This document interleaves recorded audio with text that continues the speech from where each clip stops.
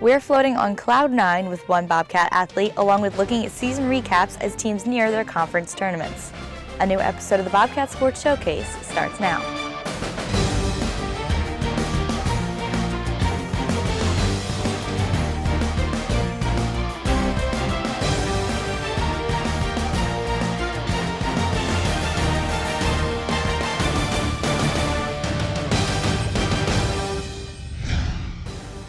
Welcome back, green and white fans. This is another episode of the Bobcat Sports Showcase, and I'm your host, Abby Carnevale. We have another episode jam-packed full of winter content on all of our teams here. But first, we're going to take a look at a wrestler that has a hobby off the mat. We're taking off with episode 6, and our reporter Nolan Walker met on the runways with the athlete to see how this Bobcat enjoys flying. My grandma got me an intro flight for my birthday, my junior year of high school, and then that summer I went up, and it was the best thing ever. Luke Nace is a 125-pound wrestler for the Bobcats, but when he's not on the mat, he's flying high in the sky, and balancing the extremes of wrestling and aviation is no easy task. It is difficult sometimes. Sometimes I gotta go to a tournament and I have to miss a flight slot, or I have practice and I gotta skip practice to go fly an airplane. There's not too many conflicts as far as, hey, he takes care of everything. I know in advance if he has to go on a flight Saturday morning, he has to miss practice. With his busy schedule, Nace gravitates towards a level of high responsibility. Wrestling is a very independent sport, so it's flying because you can't really worry about anything else but you and the aircraft in there, so it's kind of on you. Same thing in a match. You screw up in a match, that's on you. He's at practice every day, he prepares himself, and he would be a guy that I'm not afraid to put out there. Earning a huge win and flying over 3,000 feet in the air are excitements Nace can compare. I've been in some big matches where you just get that win, and it's one of the best feelings ever. Nobody can ever take you away from that. Once you get your hand raised, it's just a cool feeling. And same thing with flying, you're in charge of that aircraft, and you're pretty much telling it what to do. Coincidentally, Coach Greenlee shares some flying experience from his college days too. The head coach owned a plane, so when we'd go recruit, if it was more than an hour away, we'd always fly just because he loved to fly. Well, eventually he would allow me to, kind of take over the controls. As he soars through the sky, his teammates are eager to join him in the cockpit. Yeah, they'd definitely be cool to be able to take up some of those guys. They're always asking me, they're like, when are we going to go up, when are we going to go up? And I can probably make a little bit too many promises I can't keep. But there is one specific flight that Nace will always remember. It was my grandpa's birthday this summer. So I made him a little airline ticket, and I called it Luke Nace Airlines. Put some stuff into it, gave him a seat number, gave him a time, gave him the airport, at the university airport, gave him where we're going. And I took him and my grandma to Parkersburg and back on their first flight, and they were my first passengers. The next plane you see flying over Athens could be Nace and his hopeful passengers. But even if it isn't, you can definitely find him continuing his two passions. That's pretty cool. I get to come to college and do my most favorite two things on the earth, and wrestle and fly and plane. When Luke Nace isn't in the skies, he's on the mat with the rest of his teammates getting ready for the conference and national tournaments, which are right around the corner for Ohio wrestling. Our reporter Rachel Cherry took a look at the 2015-2016 season to see how the Cats got to where they are right now. The Ohio University wrestling team finished its dual season with 13 wins and only 3 losses. Not only did the Bobcats dominate their dual meets, some of the wrestlers had notable accomplishments during the regular season. Coach Joel Greenlee helped break down each achievement. First, Cody Walters led Ohio's return to the Midlands by winning the tournament at 174. At that point in the year, I think it was huge, just from the seating at the national tournament-wise, kind of getting back into the national spotlight-wise. Cody and Phil Wellington each hit their 100th win in the middle of the season. Really, you have 4 years to compete, and that's 25 wins a year. That's kind of one of the goals we set for every one of our guys, is to get to 20 wins a year. Not only did the Bobcats have strong performances from the redshirt seniors, but also freshman Cameron Kelly showed dominance when he beat the wrestler ranked 10th in the nation from Kent State. I think he had a lot of success early on, had a little bit of a hiccup at the Navy Classic, and then you start doubting yourself a little bit, but then he comes back and he beats Mac McGuire in a duel, who's ranked 10th in the country. He beat Alexander from Maryland, who was ranked 12th, 13th, 14th, somewhere around there. The Ohio wrestling team is not done yet. The Bobcats will be vying for spots for the individual NCAA championships when they wrestle in the upcoming MAC championships. Each weight class gets a certain number of automatic bids. Meet that mark kind of to get an automatic bid, and if you don't get an automatic bid, a week later there'll be wild cards given away. And I feel like we have 7 or 8 guys that are in position to qualify for the national tournament. Just like Ohio wrestling, women's basketball has their sights set on the postseason, but that isn't after a season full of highlights and records. Our reporter Matthew Stevens looked at the team to see their depth and how they've had such a successful season. The Ohio women's basketball team arguably has the deepest team in the Mid-American Conference. Regardless of class, position, or role, every player can do a little bit of everything for the green and white.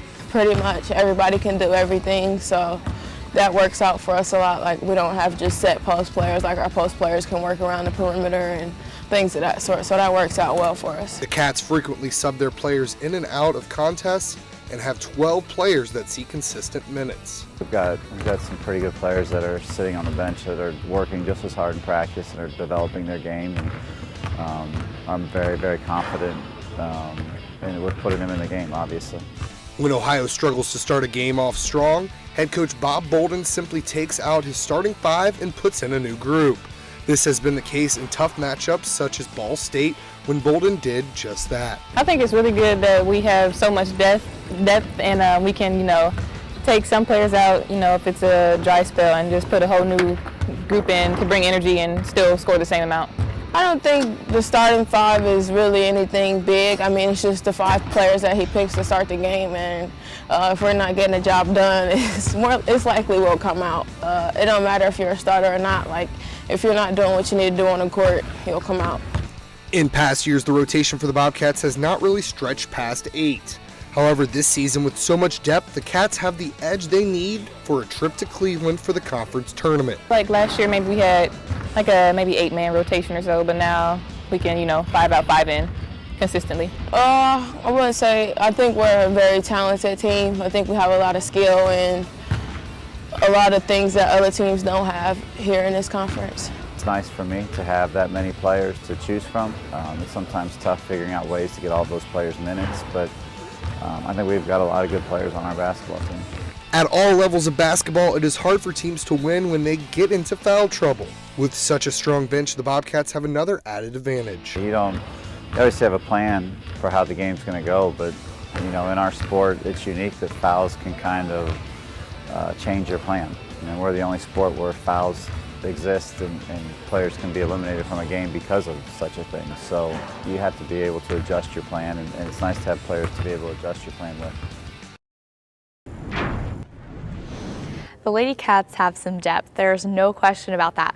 But there's that one player on the squad that has been a strong force since day one. Her name's Kiana Black, and our reporter Andrew Homan sat down with her to profile and learn a little bit more about her game.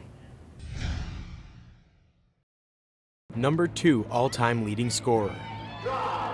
All-time leader in three-point attempts and makes. Top 10 all-time in steals. 2015 MAC Tournament MVP. You will see Kiana Black's name throughout the Ohio record book for a long time. I'm pretty confident in myself. I knew what I can do coming here, so it's not really a surprise. I mean, the kid can score like nobody I've ever seen. Though she's primarily known for her scoring, KB's lasting impact will come from what she did for others. You want to play with good people, and KB is one of those people. Her competitiveness will be remembered, and I think it'll be passed down. It'll at least lay the foundation that the freshmen that are coming into the program see how hard she works, and they know that they want to try to get to that level. And that, I think, can really transform a program. She knew the potential that I had, and at times I wasn't doing what I was supposed to do, so she would literally get in my face. Oh, she's taken it to a whole nother level. I mean, she's taken us to national consideration. KB's role in Ohio's growth can't be measured. She's taken us from the worst team in the conference to the best. So, I mean, she's been instrumental in everything that we've done since I've been here. With the team growing around her, KB still manages to stand out. with the year she had last year, she could have easily put it on cruise control and said, you know what, that was pretty good, but she didn't. And, you know, really drives her teammates to make sure that this continues. Her basketball IQ has like kind of grown, so it's different. She takes better shots and thinks about the stuff she's doing now. She was on the dean's list this last semester, and that just speaks volumes for her. I don't think she gave her best effort in school, and she started to mature, and to see her on the dean's list was probably the most proud moment I've had of her since I've been here, and I think that kind of speaks to her maturity. As KB's scoring, maturity, and intensity leave Athens, it's time to look to the future. Nobody's going to live up to KB. Nobody's going to be able to fill her shoes. Like, she's unique. She's able to get to the basket. She's able to shoot. She's able to create and make her own shots. She's able to pass to other people. Like, you can't replace that. Kiana Black has put herself in the record books here at Ohio after earning the most threes in women's basketball history as a Bobcat. Our reporter Tasia Smith looked a little bit into her technique. Now maybe KB can teach me a thing or two about shooting a three. Over to you, Tasia. Thanks, Abby. I'm here in the convo with Ohio's very own Kiana Black, and she's going to teach me how to do a three. Let's get started. Okay, so we're going to shoot it at the top of the key here. This is usually where you start off at because it's just straight on, so all you got to do is, it's the easiest spot to shoot.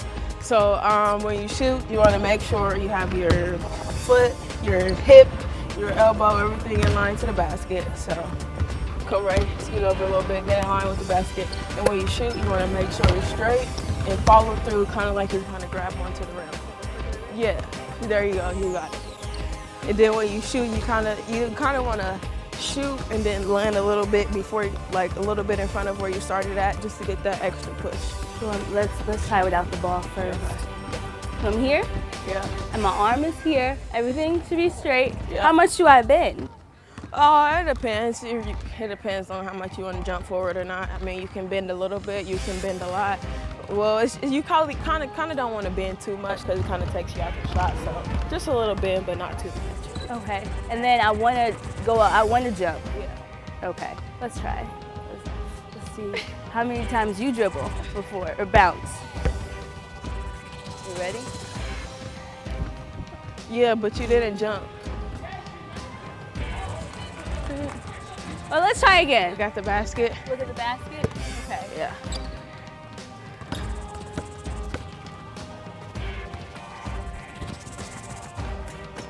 We're getting there. We're closer. We're almost there. This is a lot harder than I thought. You make it look very easy, I will have to say. It takes some work. It takes some work. Okay. So how much work do you put in on your threes?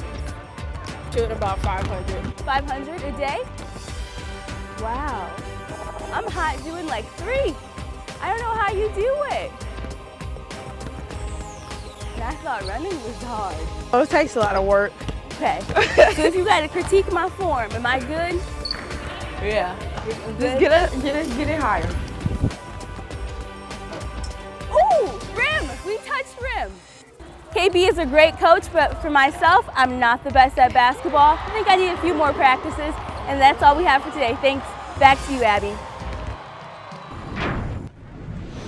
Thanks, Tasia. Now, the women's basketball team are not the only ones that have a tool like Kiana Black to improve their perimeter shooting. The Ohio men's basketball team is currently leading the conference by 41% in threes. Our reporter Patrick Klinger broke down the team's three-point shooting. The old adage says that in the game of basketball, you either live or die by the three.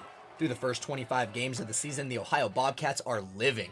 They rank second in the MAC, knocking down 39% of their shots from behind the arc. Head coach Saul Phillips knows that it is a crucial part of his team's success. The simple math of it is you hit a three-point shot, you're getting 3 points on one possession. You can miss the next 2 possessions and still be at 1 point per possession.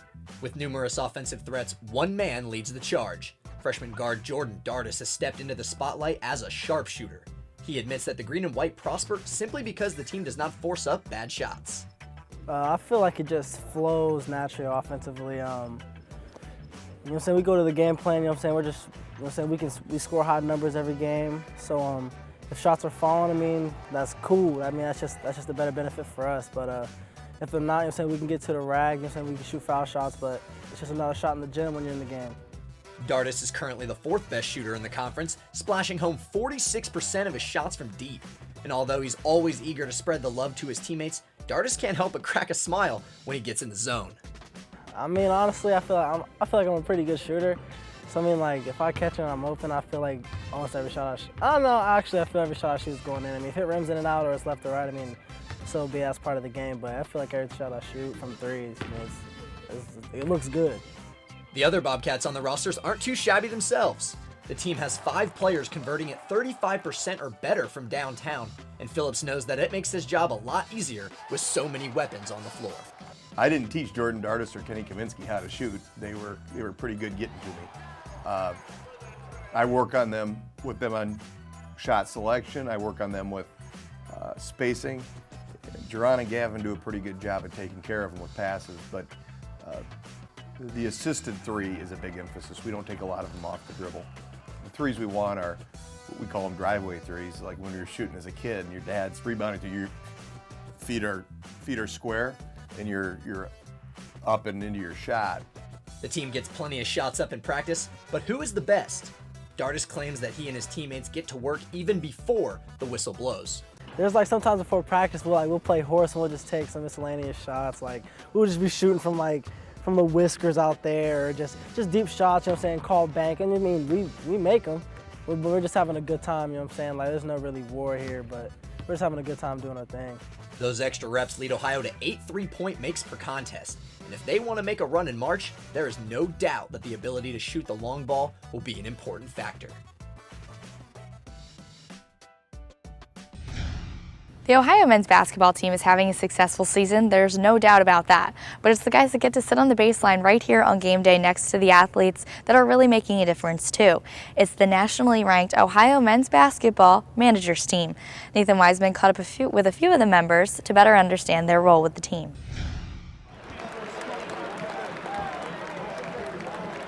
A manager's job goes deeper than the dirty work of sweeping the court, rebounding for hours on end, and fetching Gatorade for the players. A collective passion for basketball makes the Ohio men's basketball manager crew a brotherhood. I'd say everybody really interacts and just joking around all the time. It's just really good atmosphere to everybody, and managers, coaches, players. It's a small thing, but we really appreciate when they come all the way down to the end of the bench, when they come out of the game, give us high fives and stuff. I don't know, it makes us feel more part of the team. As former basketball players, it's only natural they would want to compete on a team of their own. 2 years ago, the Ohio manager team took their basketball talents to the next level by playing against other manager teams on the eve of Ohio games. For the first game we played here, we went to Ohio State right before we played Ohio State. And we just played them because our old GA Lee Miller knew all the guys there, because he was a manager there, so he said we wanted to go and play. And that was our first one, and then later that year, Akron came down, and then we just kept trying to get more and more, and then it kind of just blew up with everybody starting to do it, and now it's a whole big entity. The website KPI Sports took notice of the manager craze and began ranking teams across the country in early January. The Ohio managers cracked the top 25 and were thrilled to receive recognition online from ESPN analyst Jay Billis, who is now a devoted promoter for manager games. Kind of just saw it one day, and I actually texted Wolfie right away, right when I saw him. I was like, yo, look at this. And then I went on to the manager Twitter, and he had already retweeted it and then just said stuff about it. And I was like a little late to the party, actually. Oh, it was awesome. We were pretty excited. I printed out the sheet and stuck it up on our wall in the office. It was awesome. With at least 4 games under their belt, Ohio is among 57 teams in the nation eligible for the inaugural Manager Games postseason tournament. Ohio is projected to receive a 4 seed in the East, but the managers are out to prove they deserve to be in the mix for the tentative Manager Final Four in Houston this spring. Well, I personally feel like we are a #1 seed worthy manager squad, and I think we've just got to prove that to the rest of the country now. It would be awesome. I think there's going to be a tough road to get there, but just winning, it would be the first one ever. It'd just be, I don't know, I'd never even imagined something like it.